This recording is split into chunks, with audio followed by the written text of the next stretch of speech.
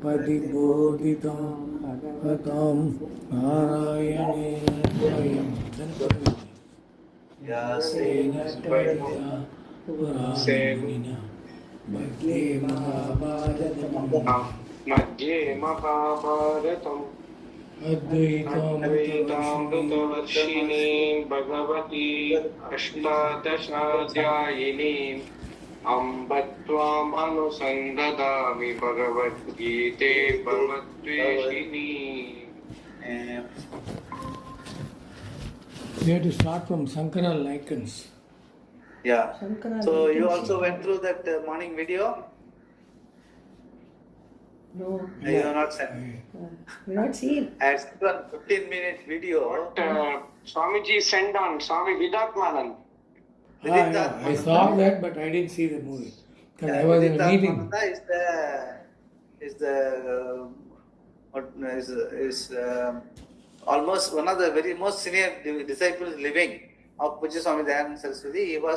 He is the president of this America Ashram, Shailasburg Ashram, and he had given a short satsang to one of the later disciples. He himself is a Matadipati in some South India, Bangalore somewhere. So he has talked about what is the role of Vedanta in terms of one's life, in terms of what is Shravanam, what is Mananam, what is Nididhyasanam. What is Shravanam is, of course, listening, and Mananam is making notes and revising it and all that. And Nididhyasanam is contemplating. And contemplation, what he says is, it is not just contemplating, it is also making it living. So it's living the knowledge, understanding. Is Nididhyasana. So he gives a very, very, very radical meaning to Nididhyasana. Generally, Nididhyasana means people will say contemplation and all that. But what is supposed to, contemplation is supposed to lead to avagati. Avagati meaning you make it yours. You make it yours. Yeah. So the understanding has to become your understanding. It should not be a Shastra understanding or in the book or something like that. It's your understanding. That is reflected only when you live it. Emotionally, you are able to live it.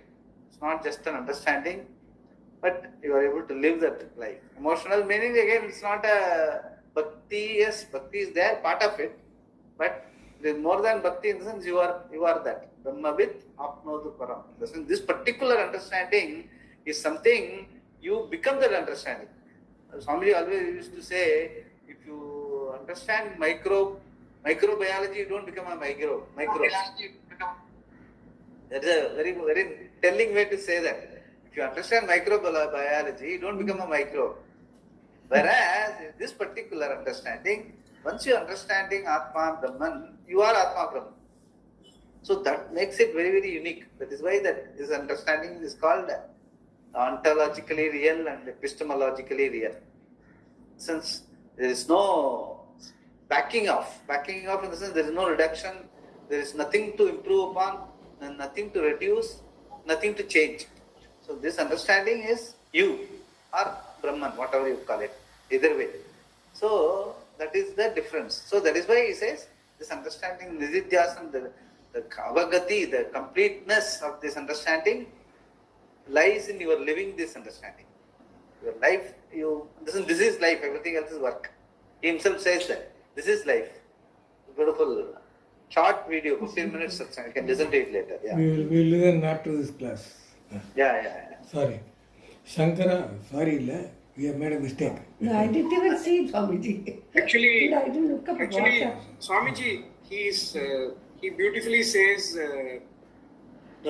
when it goes under the Mananam, he specifically says after each class we have to write down what we learned in terms of notes for us to do Mananam. And for Nididhyasanam, he gave an apt example is to stay with Pujya Sri and the experience of not doing digital class but live class with Pujya The Sri. thing is that he says, once you live with the Guru, you imbibe, he becomes a role model, he wants to be like him. So, apart from only the teaching, how the teacher lives, so you imbibe that into your living. it becomes easier. So living the understanding means what? Generally may not be knowing offhand on you to do it yourself. Whereas once you see how the teacher lives the understanding, you can also follow that. So it becomes easier. It's all. It becomes easier. That's why he says the living teacher is very important in this particular understanding.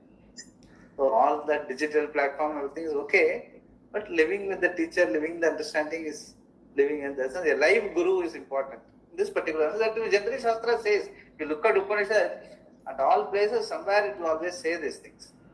But a very small place, because they don't put too much importance on this thing, especially because things have changed compared to those days when Gurukulams and all were running. Now the understanding the reality remains the same, but everything else has changed. The way of life has changed. So they don't put too much emphasis on that. But if we can do that, a live guru, it's always better. Like that, he mentioned that in that particular. Yeah. It is like a book on swimming. You read it and then we read that book and then we try to write an exam and get 100 marks. But then we don't know how to swim or water. Yeah, unless, that's what. Unless you are able to swim it, like even famous, what is that? Famous Samagana, one famous Samagana is there. Adanasya Danena Adanantaram. Tara meaning cross. How the giving attitude, how you develop? By giving. Not by reading books on giving, not by reading books on Dhanam. You don't become a. Yeah. So by giving only you become a Adanasya Dhanam Tara. By Tara meaning cross. How you cross? By giving. Like by swimming also. How you learn swimming? By swimming. You learn swimming by swimming, not by reading books on swimming. The same way, and Adanasya Dhanam Tara. Same, one more thing also will be there in the particular Samagana, very famous Gana. Satyam sa Anurtam Tara. How you Anurtam, how you cross over by being truthful. Simple. How you develop truthfulness in life? By being truthful. You cannot, these things, certain things now, you have to live it. That is, even this understanding also is something like that. You have to live this understanding. Then only it becomes your own. Otherwise it is Shastra's understanding, Guru's understanding. That is why that famous, I always quote that. Buddhim tu Saradim Vidhi. That Bhagavad Gita, there is one particular thing, 10.8 or no, somewhere else it comes. Buddhim tu Saradim Vidhi. Your Buddhi should become Krishna's Buddhi. Buddhi has to become your Sarathi, that is a driver, that is fine. But the Sarathi has another meaning, Partha Sarathi. So your Buddhi should become Krishna's Buddhi. That is a vision transfer. That is why it is more intellectual. It is not just intellectual understanding or cognitive understanding. You are living that understanding. That is how it comes. Yeah. You will see that. Shankara likens it to an actor. One single actor appears as a beggar, a king and a soldier. He keeps on changing roles and costumes so that even though he is only one person, he appears as though many. Similarly, one Atma, which is the Brahman, appears as though it is a cause, as though it is the effect, comprising of creation, sustenance and destruction. All are the same Vastu, appearing in these many ways. This is the vision of Bhagavan in the words, there is no existence for the non-existent, there is no non-existent for the existent. Nasato vidyate bhavaha, na bhavo vidyate sataha. Gita 2:16. In our example... This is what we have been discussing. Basically, he has been discussing this all other, all other contents, especially the Vaisheshika, Nyayikas and all that. They try to, even to some extent, Buddhist, Sunyavada and all that, they give a lot of importance to Abhava. Abhava is also, Abhava is there in life, no, but whereas Vedanta says there is no Abhava, there is only Bhava. So that is why this important verse, the 2 point, originally even the just beginning of the Upadesa itself, Bhagavan has told, Nasato vidyate bhavaha, na abhavo vidyate sataha. Ubayorapi drishtontaha tu aneyoho tattvadarshibhi. In the sense, we are interested in bhava. Listen, asataha vidyate bhavaha. See, we are not interested in what is not there. What is not there, it is not going to trouble anyone. Common sense says, we know that what is not there is not going to trouble anyone. What do you call a rabbit's horn, or what do you call a non-existent son of a Vandhyaputra. Vandhyaputra meaning a barren mother's son. Is not going to trouble you in any way. So we are not really interested in discussing, bringing that into the logic of this discussion itself. That means they don't have a pramana. There is only Vedantavadam or something called Vaisheshika is only, that is only suppose it was originally introduced. The Tarka Shastra was, Swamiji says, originally introduced in Vedic learning because in those days they didn't have science. Science was not that well, this is in the modern science like physics, chemistry and all that was not there. So because of that, in order to improve your visualization, power of visualization, they brought in this abhava and all that. So and use that as a method to improve your tarka, logical thinking and all that. But Swamiji says it's not necessary today because the whole thing is the premise on something non-existent. Okay, existent விஷயத்தை தெரிஞ்சுக்கிறதே நமக்கு time இல்லை and we don't really understand what is real and what is not real. So why are you bringing in abhava and trying to make a logic out of it? It's not necessary. Today's people, for people who want to understand Vedanta, Upanishads and all that, tarka is not a way to go about. Swamiji has been very, very clear. He used to say that you don't have to need to study tarka. That is why he is very emphatic about it. And Shankara also has been very clear. He has been dismissing tarka wherever.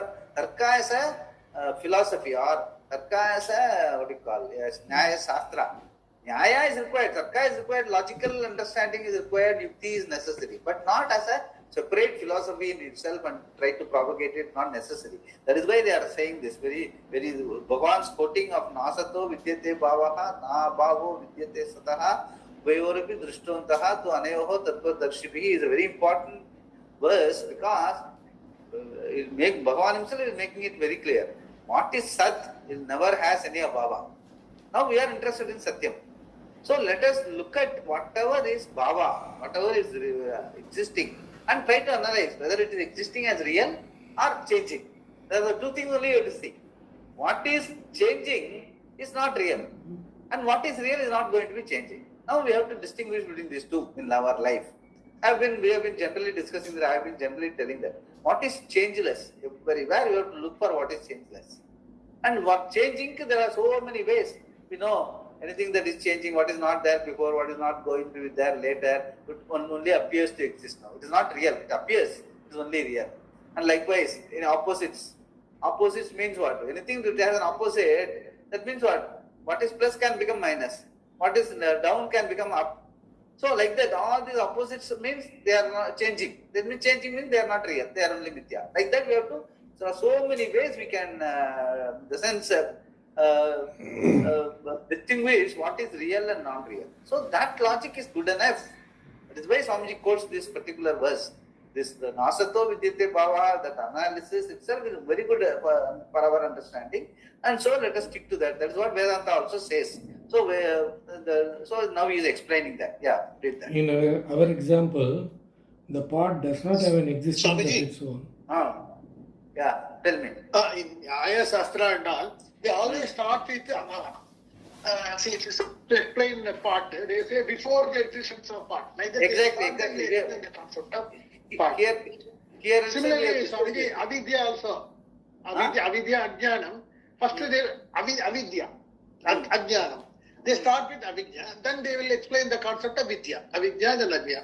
Then they explain the concept of whether God is there or not. First they will say you assume God is not there. Then from there they will deduce and they finally come to the conclusion God is there. And that is why the abhava concept, the tarka is very particular about that. Yeah, They are everywhere. Any very particular tarka about that. But in terms of what we have been generally, if you look at Shankara's argument, it is not necessary at all because it is only what you call Tarka Shastra. It is only help you to what you call logical thinking, but it doesn't help you to understand reality. We are interested in reality understanding. Reality understanding means you have to know what is real and what is not real. You have to negate. Negation of not real will leave you with only reality. So that is good enough. That way of approach is more than enough. And the Tarka Shastra is not needed. And the way in which Vaisheshikas say, what has happened is, the problem with that is, so for them everything is real. Vaisheshika, Nyaya, and everyone, for one, your transacting world also is as real as a Brahman or Atma. Atma is there, Brahman is there, but the world is transact also is fully real. So what is Vedanta saying is that in what way you are benefited by that? By saying that everything what you transact is real, you are starting nowhere. You are back to square one. But because why? Because your life as it is what you are living, you are not a satisfied person. However dharmic you are, however Vedic you are, Vedika you are, however sincere you are, however educated you are, however moneyed you are, however skillful you are not a happy person. That is the reality we are looking at. Why we are, if everything is real, why we are not happy? That is why I have even elaborately sent you a note, no, Sapta Pramana on psychology. Psychologically, all of us, we can only live with this understanding. I am here and now, Purnam, complete. At no point in time, it is not we are worried about what I lack and what I don't lack. That I lack is a problem. I can't own up that idea. That I lack something at any point in time. So for that understanding to dawn, what is the Shruti says? So there, all this Vaisheshika and Nyaya, Tarka and all, they use, for them the sequence is Yukti, logic, and they use Shruti for convenience, and then Anubhava. Yukti, Shruti, Anubhava is their way of, is their approach. Whereas our approach is Shruti, Shastra is the Pramanam. Shruti Anukula Tarka, Shruti Anukula logic. Whatever is Anukula, meaning what is it, following the Shruti's logic, you follow and you use. That is what the entire Vidya, actually what we have explained as Vidya is entirely logical, which I have been telling right now. What is changing all the time is Mithya. What is not there before, what is not there later, what appears to exist is Mithya. What opposites are Mithya. Manifestation and manifestation is Mithya. And if it is changing, it is Mithya. All these things are again logic only, it's all Tarka only. But this Tarka follows the logic of the Shruti, which says you are Purnam here and now, everything else is changing, so Mithya. So that's what, so we say, what our approach is, you have the Shraddha in the Shruti. Shraddhavan labate jnanam. Then with the Acharya, Shastra, Acharya, Upadesha, you follow and you bring in logic only to confirm or you question the Shruti and you get answers. So logically you are given answer also. All Upanishads use some part of it, like some part of the question answer dialogue between the teacher and the student will be, once a Shruti is told, the student is allowed to ask questions, is encouraged to ask questions, and that is logically proved. How what Shruti says is correct. And then the third thing is Anubhava. Anubhava is meditation, Nidhyasanam, whatever you call it, how you live that understanding. That comes later. That they also agree. Even all this Vaisheshika, everyone, they talk about meditation, Nidhyasanam and all that. But the problem is, they mainly depend on their logic. They bring in all those unnecessary Tarka things, which are all, in the sense, they are only like, which I have always used to be telling you, is only a prakriya, a methodology of non-existent adjunct and upadhi and all they bring, and they to make it real, and then they negate it, and finally they say everything is real. Since it is not that not real also is equally real, like what you rightly said, right now said. If pragabhava, a part that doesn't exist comes into being, that means non-existence also equally real. Non-existence comes into being. What is come into being when a part gets destroyed, it becomes pradvamsa bhava, which is again perennial or it is forever. Yeah, non-existent part after it is broken, it is always not there. So not there is also equally there. That means not there is there. What is there. What before is not there also is there. That means everything is real. Whole life is real. And this is how it is. This is how it is. You have to. This is the logic of life. But in that, what you achieve? You don't achieve moksha in that. Moksha means what? Freedom. Here and now, I must be able to understand life is complete. That is our objective. Not to say whatever we have been living all along, we know every one of us can justify why we have been living whatever I have been living. Even Shastra also talks about karma and all that. Okay, it's all karma, this is how it is. But are you able to accept and live it? No, you are complaining and you will say no, for logic, for argument's sake, you will say, yeah, I agree. Everything is prarabdha, everything is karma, I will agree. But after some time you see,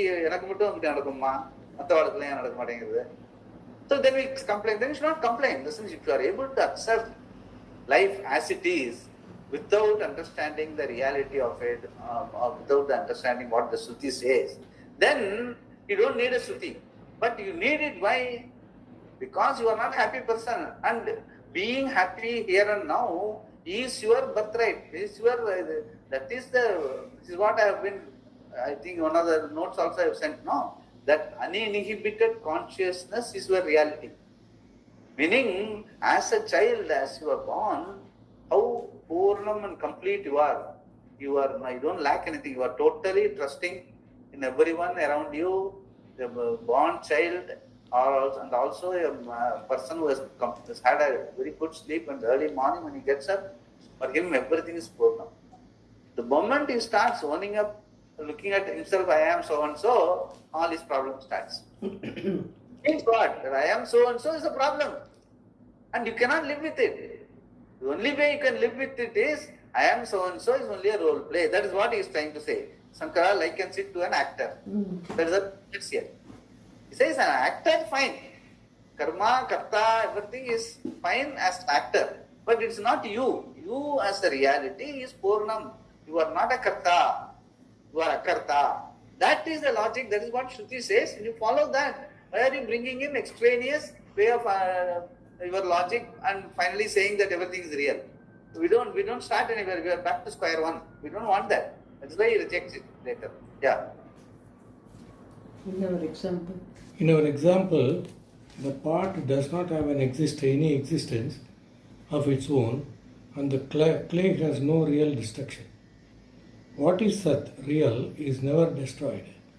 Whether you say that the pot is, the chair is, the table is, the van is, the sun is, the moon is, or any given thing is, what is common is that his cognition Is God. Is cognition. Is cognition means Sat Pratyaya. Isness. So the bhava is a reality. Even if you say something is not there, you say that something is not there is. That the pot is not there. Yes. That I don't have an apple in my hand. That I don't have an apple in my hand is. Meaning that is a reality statement. That I don't have an apple in hand. It is not it is not sunya. That I don't have an apple in my hand is. That is reality. So the isness is Sat Pratyaya is what is important in life. That's what he's trying to do. Yeah.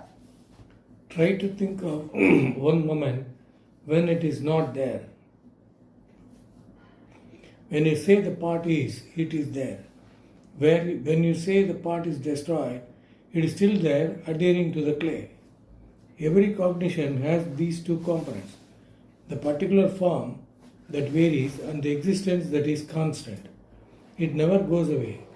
That existence is you, the consciousness that is seemingly qualified as a knower, knowledge, and a particular known thing, which we collectively call creation. When you have the cognition of a part, that part knowledge can be replaced by flower knowledge. But the knowledge, the consciousness inheres no matter what form the cognition assumes. It is never displayed. Even if there is no particular cognition as between two thoughts, consciousness remains. It is exactly like the clay and pot. When the pot is there, the clay is there. When the pot is in another form or is not there, the clay is still there. With reference to the pot, we call the clay the cause, and thus the pot becomes an effect. Both because it is independent It is dependent on the clay for its existence, and because it comes and goes, we call it mithya. What does not come and go and is not subject to negation in any of the three periods of time, we call real satya. Even time keeps going, moment by moment, and once gone, it is gone forever, never to return. Where does it go? It just resolves into Atma. There is no such thing as the past or the future either. They are just concepts like time itself, which is an arbitrary mental construct. The very basis of time is not in any way going to be negated by the three conceptual modifications of that time. Actually, if you look at, generally sometimes, no, when somebody dies, what we say?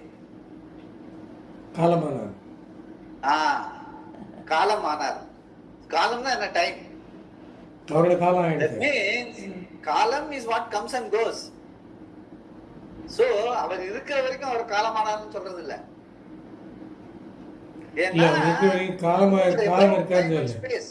You are above time and space. Time and space when you say otherwise, that is why the presence is very important. The presence is the only reality, which I have been always telling. Past is history, future is mystery. And you both are your construct of the mind. Without mind and memory, there is no past and future. So the kalam, yaar kaalathukku uyir kudukkradhe namba dhaan. That is why when you are not around, kalamayitarnu solradhu. In the sense, he merges in time. He comes into the hold of time. That's all. Becomes in the hold of time. Thereafter, Prarabdha only will decide whether he is born again or whatever. Whereas, as long as you are alive, a human being, as long as he is alive, he has the choice not to be in the hold of time and space. Your body is space, your mind is time. So, you must own them, you must possess them. You should not you should not get bound by your body and mind. No, the famous statement is Prajahati yata kaman sarvan partha manogatan atmani atmana tushtaha stita prajnastu uchyate. Concluding Upadesha of Bhagavan in the second chapter. He says your mind should be in your control. It should be like a screen, movie screen. Prajahati yata kama. Maattukku nariya thoughts varum pohum. Just ignore and choose whatever you need to act on and act. Otherwise, let it be. Don't unnecessarily disturb it. As maattukku movie maattu odittu irukkum. So that sort of alert living is what is important. That is why the second sentence. Prajahati yata kaman sarvan partha manogata atmani atmana tushtaha. Person who is in charge of himself and is a happy person. Atmani atmana tushtaha stita prajnaha. He is the person who got that real understanding, who is able to live that understanding. So mind is not a problem. Mind is like a mind. It is jadam. You only give Chaitanya is given by the mind, by you to the mind. So it's not about time, and so actually it operates only in actually time itself, mind itself, nothing but time. It's all just a recorder, memory, even intellect draws from memory and whatever. Apple, apple, you bring in the apple understanding. Somebody has called you that this is apple. So once you see an apple, you say it's apple. It's not because the apple says that I am apple.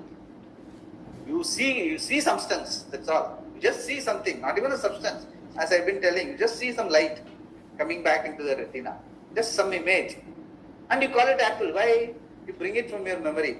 Somebody has told you some time back that this is apple, and that is how it becomes. So the whole thing is from the memory only. All your life you live only in memory, only in time. So the entire transactional world is nothing but lived in memory of time and space. And that means it is mithya. Because both in time and space is mithya. You only give Chaitanyam, you are the Chaitanyam. You give life to time and space. So whatever that happens in time and space is like a movie. And it's mithya. Appo yaar Satyam? You are the only Satyam. And that is what you want to be. That is what you want to be. The whole thing is you want to be Satyam, meaning what? Never changing, always complete, always Purnam, nothing, no lack. And that is how I want to be. But since I didn't probe into all these things, since I didn't really look into all these things, I assumed I am body, mind, senses. So then I automatically come into the grip of time and space. Then naturally it's going to be changing. Then you cannot complain. You accept it, fine. For some time all of us try to do. Okay, this is how life is. Everyone is living like that. What is the point in complaining? All that positive thinking, attitude, and the value, etc., dharma, everything is fine for some time, but not for a long time. After some time, you feel everything not dharma, I'm not a happy person. I've got money and I've got all facilities. Still something is missing. That is the time you start looking at life, what it is. Then when you come to the Shastra, it says, yes, what you are looking for is correct, but you have to look at it the correct place, correct way. And the Shruti is the helpful thing. Shruti says, yes, everything is you only. Your reality is the reality. Understanding is you are not time bound, you are not space bound, you are not even an object. So you are only the being. Desakala vastu aparichitam. Timeless, spaceless, objectless being. And right now, once that is told, and once that hits you, and once you analyze the same Shruti, Veda, Upanishad, Gita and all that, and Bhagavan saw all this first 2:11 to 2:30, whatever we read it again and again, it says very clearly that you are that being, Satta, Spurti, Chaitanyam, consciousness, awareful being, whatever way you understand yourself. And for that you don't need any dimension, it's dimensionless. Don't measure it, you don't have to remember anything. You are all the time, you are always there. Instead of identifying yourself with your body, mind and senses and say that is I, you have to say I am the being, I have body, mind, senses for Vyavahara. That space between you, the being, and this has to, and once you understand that, that's it. Thereafter you live like that. In a sense, even when by memory, by habit, you keep associating yourself with your body, mind, time and again you tell yourself, no, this is not correct. That is why meditation, contemplation, everything. So that is precisely what we are trying to now consolidate. Yeah, read further.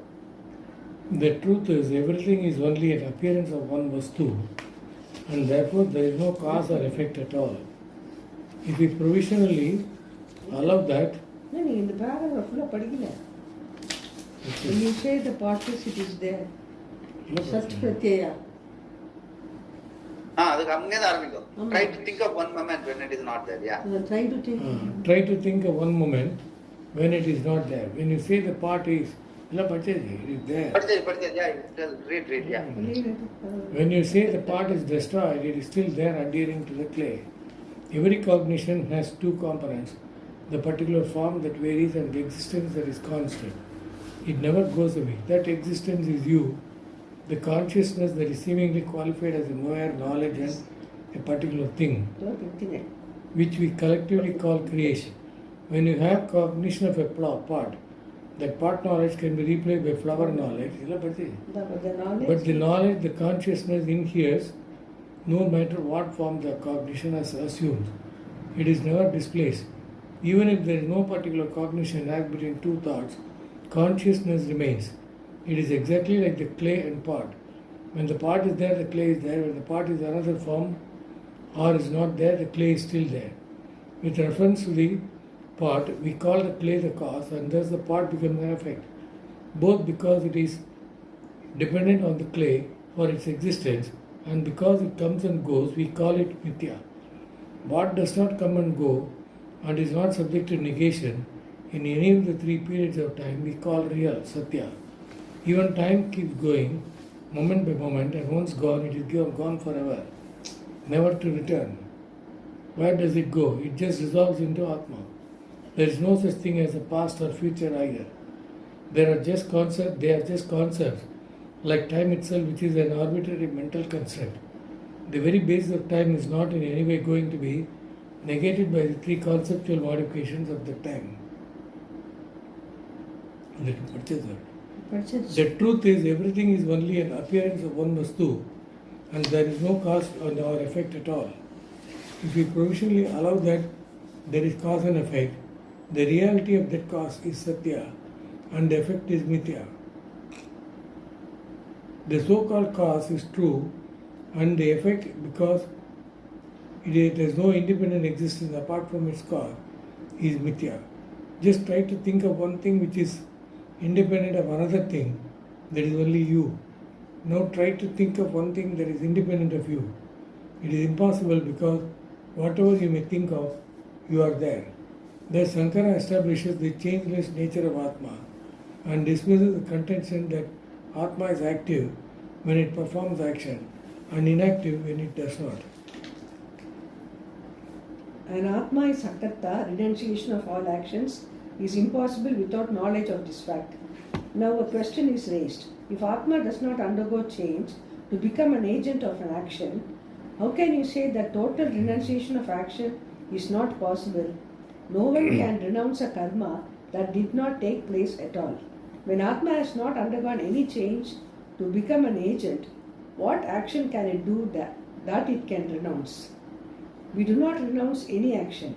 The term renunciation of action is only used because you think you are the agent karta and you think you are doing karma.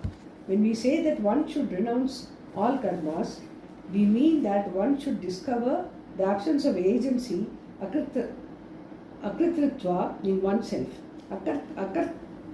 Akartritva in oneself. Renunciation of action, sarva karma sannyasa, is purely knowledge, jnana.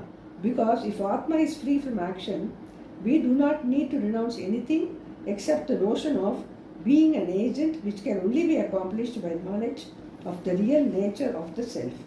Shankara explains this in the following manner. Whether the gunas are real, as the Shankya maintains, or are superimposed on Atma by avidya, an action karma is nothing but the property of the gunas. The sattva guna and other gunas appearing in the form of desire, etc., express themselves in the form of action.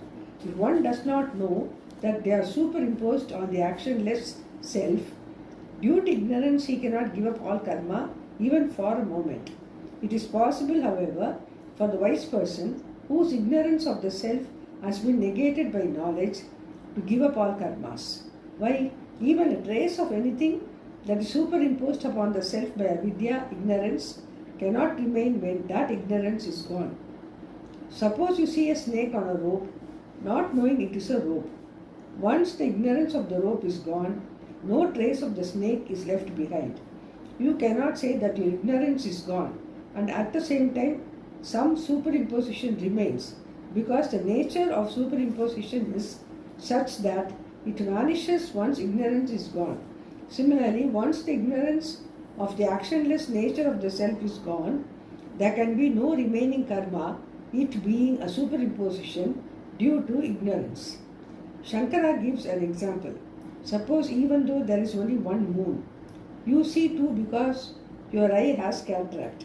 After the cataract is removed, there is no part of the second moon remaining because the cataract was the cause for seeing the second moon. Once the cause is removed, there is no trace of its effect. Similarly, when the ignorance of the self as being actionless is removed, there is no remaining karma for the self. When this is seen, the following words of Bhagavan are meaningful. Giving up all actions with his mind, the one who is the indweller of the body, the one who has mastery, remains seated happily in the nine-gated city, neither acting nor causing to act. Sarva karmani manasa sanyasya aste sukham asi. Navadvare pure dehi. Navadvare pure dehi naiva kurvan na karyan. Yeah, these things we have seen. Fifth chapter, 13th sloka. Yeah. Here the expression with the mind means by knowledge. A jnani giving up all karmas by the knowledge that Atma is not a doer, akarta, is completely relaxed, neither doing any action nor ordering anyone else to do something. He does not even ask the mind to do anything, but simply the Anumanta, the one who blesses whatever happens in the mind, Antakarna. Without Atma there is no mind, no thinking, But the self does not think. It always remains as a pure presence because of which everything takes place. The one who knows this performs no action, and hence sarva karma sannyasa is possible for him. Yeah, this also we have seen before. What I have been always telling, like Swamiji used to say, no, B is A, but A is not B. Simple. That understanding is sarva karma sannyasa. As simple as that. B is A. All our roles, we don't perform any of the roles without my being there. But I do not play the roles. Roles are played in my presence, in my being, in my satta and spruti, or in my presence. Because I am niravayava, I am, which I have been like timeless, spaceless, objectless. I am not, the being is not capable of any action. It is niravayava. How can it have any action? But without your being there, no action is possible. So this understanding is called sarva karma sannyasa. This understanding and owning up this reality, that I am a karta, but all karma takes place in my presence. So then what will become objective? You become alert. You don't have an agenda. You don't justify wrong actions. You don't, if something nice happens, you don't take credit for that. If something bad happens, you don't sit and cry. So all this, because you are objective about it. Anything you are objective, you'll be able to accept it and do whatever you need to do and keep proceeding in life. Because they are all jadam. Since you are the only reality, only being. Everything else is jadam. You give satta and spukti to them. When you give, like there is one particular, I think the Atmavan, the two kinds of Atmavan is there, which I think I have told before. I've got a write-up, I will send it to you. There are two kinds of Atmavan. One person is, Atmavan is aparoksha samsari. In the sense, I am there in everything, good, bad, ugly, everything. Naturally, that will keep changing. So, you will be a samsari. Whereas the understanding is, the aparoksha samsari has to understand that I am aparoksha samsari. I am aparoksham and I am samsari. And samsara happens in my presence. You have told us before. Yeah. And there is one more particular write-up is there. I will send it to you. Beautiful it is. That is all. You have to. It's all a question of understanding. That is called understanding. Is called sarva karma sannyasa. That is very important for Gita. Gita, the stress is sarva karma sannyasa is understanding life as it is. So that is what he says here also. Yeah. Swamiji, this Hanumanta, one who blesses whatever happens in the main. Even Lord Hanuman, we say Hanumanta. So that is Hanu. The Hanumanta is very different. Hanu is supposed to be the protracted chin because of some stories there and all that. So that is Hanumanta. It's different. Yeah. Swamiji, this you said. I mean, what we read just now. To be like that, we should be completely devoid of our ego. That is it. No, I'm just asking the para just now I read. The one who knows this performs no action. And hence, sarva karma sannyasa. That knowledge, to have that knowledge and to practice it. No ego meaning enlightened ego. In the sense, you will be there, but you know that you are only nimitta matram. The nimitta matram will be there. The nimitta matram means you'll be there. Just when you need to interact something, for interacting with the world, ego is necessary. Without that, how will you interact? But enlightened ego. It is very clear, the reality of that ego is Purnam, the surrender. That is what is called surrender.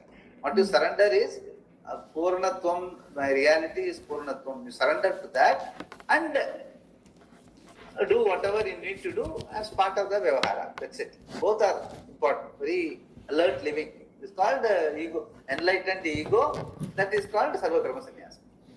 Since as long as you are around, you need to be operating, you have to keep moving and all that. For that you need that, even though you are not the body is you. Body will, somebody has to act as a managing trustee. Your ego is a managing trustee. That is how it is. And you used to say some other ego also, like just a... that is, enlightened the person ego who is totally committed to the embodiment sense, identified. The identified ego is called is a problem. It's a small self, pseudo self. It's called pseudo self. Which I used to always say. Yeah. Because it is not real. Sense. Meaning it is not pseudo. Why it is pseudo? Because it is not real. That is not the reality. The reality of ego as a person who thinks he is a karta, bhokta and all that is back due to lack of understanding the reality. Once you understand the reality, you will not assume a pseudo self. The problem is lack of understanding. We are not woken up. That is why you have to wake up. That is Dakshinamurti, so Prabodha Samaye. You have to wake up to the reality. Once you wake up to the reality is there for you to one up. That's all. You don't have to do anything. Because reality is always simple. The difficult part is to discard the real self which we have been living all along. We have to shed this pseudo self. Yeah, so that is where. So there is no doing involved. There is only being. That's what always. Yeah. The statement that one gains success by performing one's duty is not contradictory.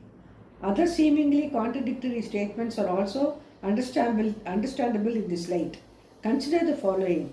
Sve karmani abhirataha samsiddhim labate naraha. Delighting in his own karma, a person gains success. Gita 18th 45. Just before, sometime back we have seen this. Sattva Guna Pradhana and all that, we have seen this, 1845. Abhyachya, and Swakarmanatam Abhyachya, Siddhi Vindati Manava. That is 46. Yeah. Worshipping him with his own karma. No, when you are saying that you are not a karta, why are you saying Swakarmanatam Abhyachya? There seems to be contradiction. So Karmanatam Abhyachya, how it comes when you are saying you are not a karta? That is what he is explaining now. Yeah. Siddhim Vindati Manava. Worshipping him with his own karma, a person gains success. Gita 18.46. If one does not know the self as actionlessness and has superimposed upon himself the notion of doership, he can choose to be a karma yogi, and by doing what is to be done by him at a given time and place with a proper attitude, gain freedom from conflicts and release from the hold of likes and dislikes. Thereby, he gains a mind that is prepared to understand that Atma is akarta, free from actions. Both types of statements make sense.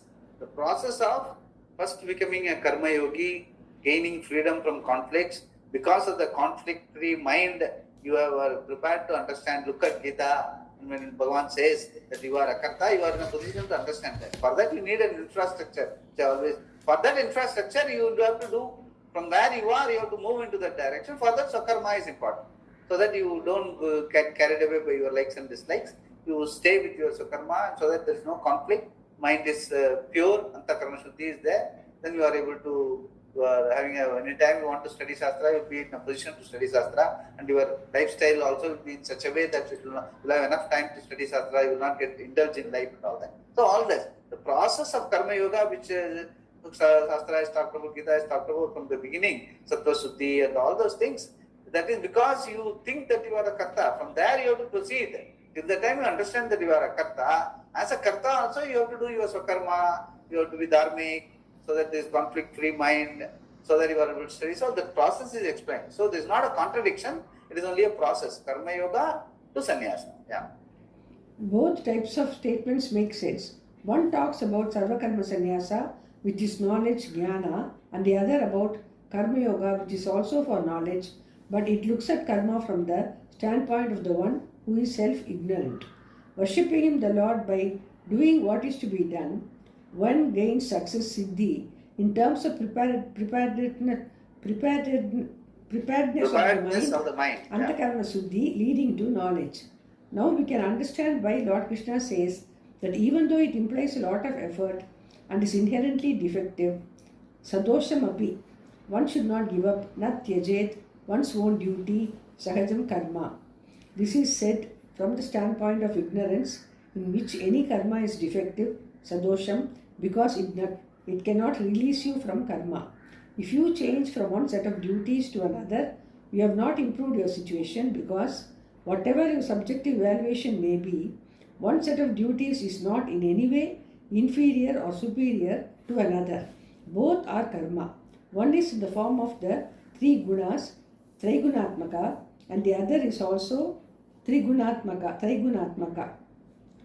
What is the difference? Trigunatmaka, and the other is also Trigunatma. Both are Trigunatma. In the sense, Both are all Trigunatmaka. karmas are, that is why Bhagavan told, Trigunya Vishayo Vedaha, Nistrigunya Bhavarjuna. He categorically tells Arjuna, any karma is Trigunya Vishaya only. Nistrigunya Bhavarjuna. Understand, you are not bound by any of the gunas. That means you are a karta, you are a reality. That you have to understand. By the time, till the time you understand, you have to deal with your gunas and ensure that your guna is sattva is predominant. So that you do whatever you need properly, there is no conflict, so that you can study. Since that is a problem. We all start with the Trigunatmika, with the defective understanding, and we have to slowly move away and get to the reality understanding, so that you can look at defective understanding as defective and reality as reality. That's all. And at the end of the day, the understanding is to Satyam as Satya, Mithya is Mithya. Mithya is not going to go away. It will still be there around. And you may be looking at it as Nitya, but for the rest of the world it is Satyam. So they will come at you. So you have to be ready for that. You have to be ready for that. You have clarity in understanding will help you to remain in Satyam and to deal with Mithya as Mithya. Then there is no problem. It will not threaten you. But if Mithya, you look at it as Satyam, being wrong, it is going to threaten you. Simple. Mithya being Mithya, if you take it as Satyam, it is going to threaten you. Not because it is good or bad or ugly. Being it is wrong. We all know. Anything wrong, as I have always told you, in mathematics also, if you start with the wrong presumption, you are not going to arrive at the right answer. And it is not, you are not going to be happy about it. So that is precisely the problem. We are starting with a wrong assumption about life. All of us. Ignorance is our capital. From there you have to move. So that is how it is. Everyone has the same boat, but that is why Bhagavan keeps telling Arjuna also, move away from the Trigunatmaka. Yeah. Swamiji, this Trigunatmaka here and Lalita Sahasranam, Trigunatmika, both are different. Yeah, no, same only. Same thing. She is the presiding deity of Trigunatmika, Sattva, Rajotana, Maya, Mataji. Maya is nothing but Trigunatmika. Both are the same. Trigunatmaka and Trigunatmika are same. Yes, same one. One is finite and the other is also finite. One can produce a samsara and the other also can produce samsara. If you stay where you are, doing what is to be done with a proper attitude and thus get yourself free from likes and dislikes, raga dveshas, you can gain moksha. This is the contention of this particular verse. The discussion we have just seen is necessary to deal with the question of whether sarva karma sannyasa is possible or not. We see that it is possible because by nature, Atma is free from all karmas, and therefore by knowing this, one is free from all karmas. It is important to understand that you do not become free from karmas because you have always been free from karma. Before you were a sarva karma sannyasi, and now also you are a sarva karma sannyasi. But you did not know it before, and you know now. This is the difference between the previous condition of bondage and the present one of freedom. Both are only for the one who has the problem, not for Atma. It looks as though Atma has the conditions of freedom and bondage, but in fact, both are superimposed upon it due to ignorance. From this we can understand that moksha is not a state. If it was, you would lose it. And a freedom that is gained and lost cannot be considered a real freedom. Due to ignorance, you have the particular notion that you are bound. And when that notion gets resolved, you call it moksha, but only from the standpoint of the prior notional bondage. Notional bondage. The prior notional bondage.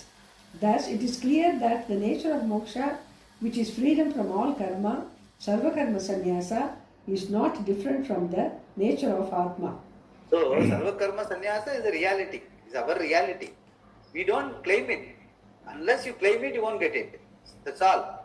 That's what is emphasis says. Nothing is becoming. There is no becoming involved. You don't become free, or you don't become Atma. You are Atma all the time. You didn't know, now you know. That's all.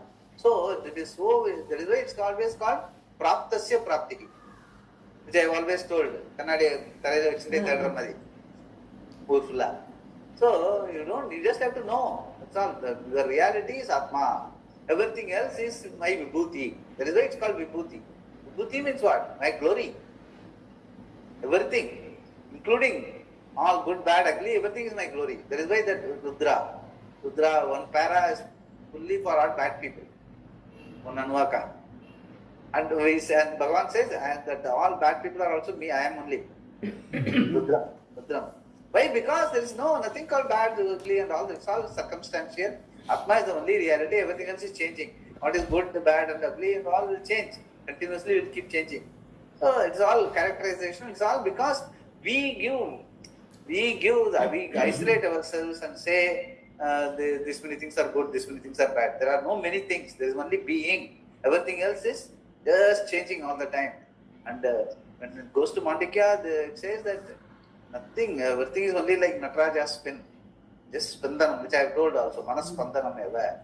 Mana itself is only in time and space, which I have told you. And in that, the spandanam also, not even spandanam, there is no real movement. Spandanam, eva spandanam.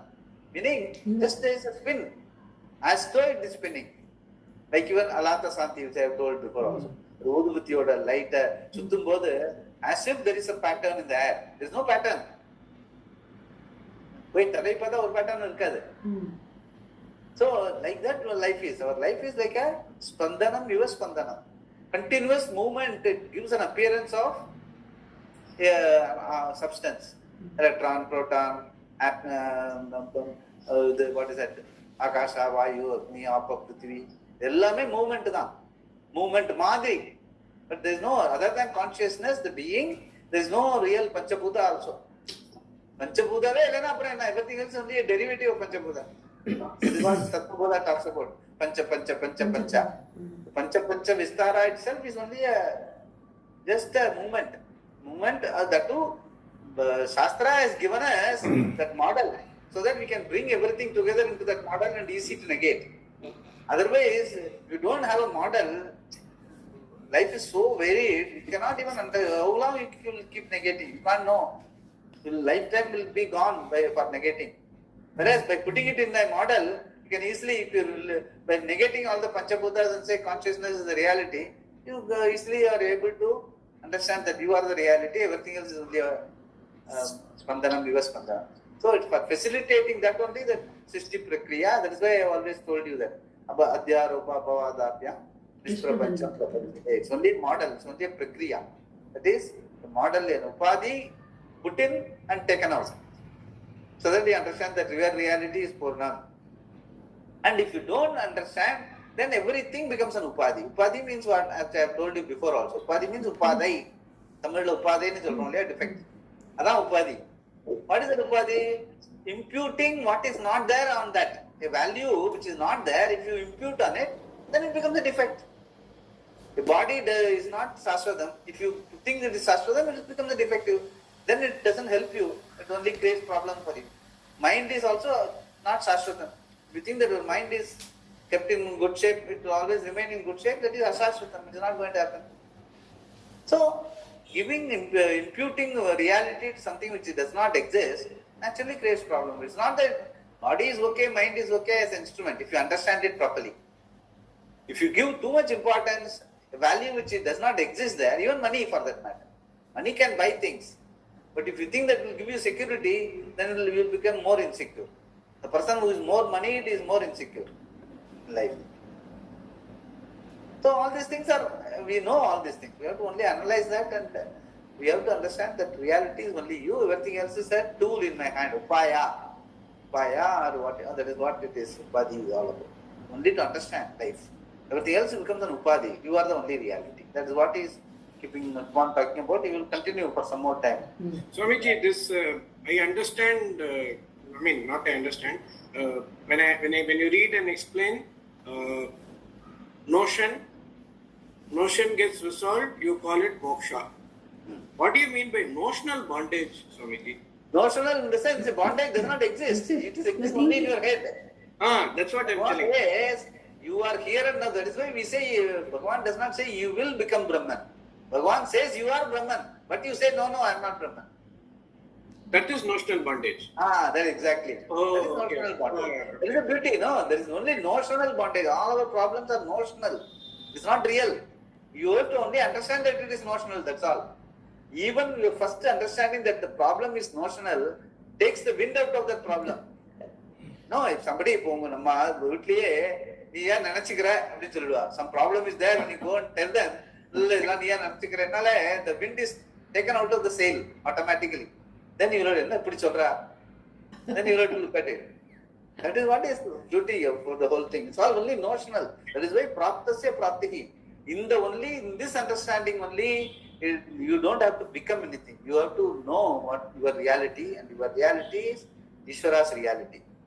அவருக்கு தெரிஞ்சிருக்கு, உனக்கு தெரியல. Bhagavan throughout the Gita he tells the same thing. I know you don't know. That's the only difference between you and me, he says. We'll stop here. Okay. Purnamada Purnasya Purnamadaya Purnamevavasishyate. Shri Gurubhyo Namaha.